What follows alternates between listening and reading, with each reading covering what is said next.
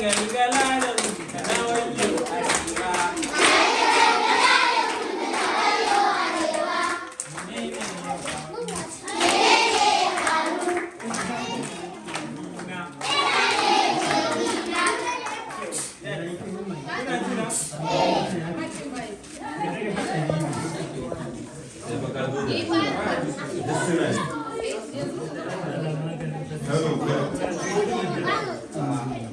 Hello.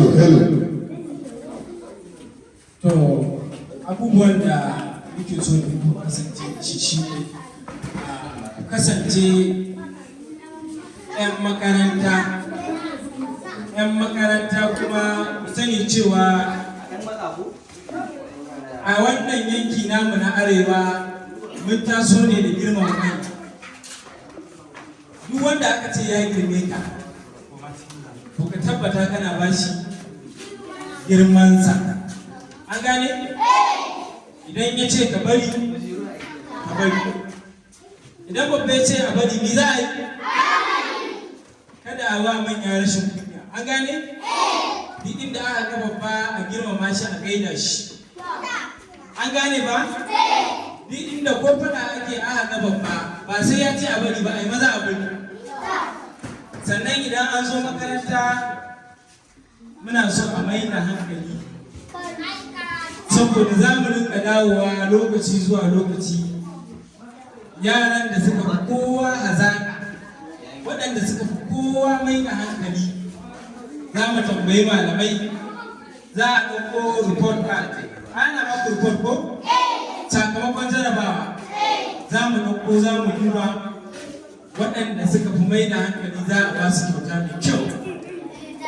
Yanzu idan an dawo makaranta ranar Litinin gobe Juma'a, za a mai da hankali? Za a yi karatu?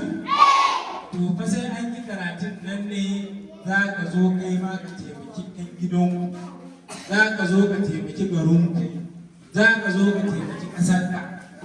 Idan ba ka yi karatu ba, to fa ba za ka iya taimakon kowa ba, kanka ma ba za ka iya taimako.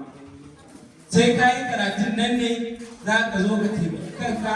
Ka ga wani kana jin tausayin shi ma ka taimake shi. Ka ga abu wanda ba daidai ba a ƙasarka, kana ka gyara. An gane? Za a yi karatu? To a mai da hankali a yi karatu mai kyau da kyau. Kun ji?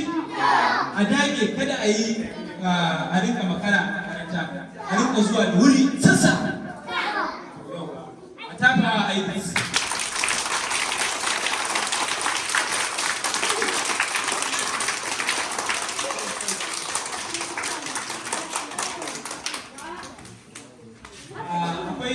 Shugaba na wannan aikin sunan shi Ibrahim Bello Bayero, saboda haka zai ci gona domin ya yi magana da ku. A tafa masa.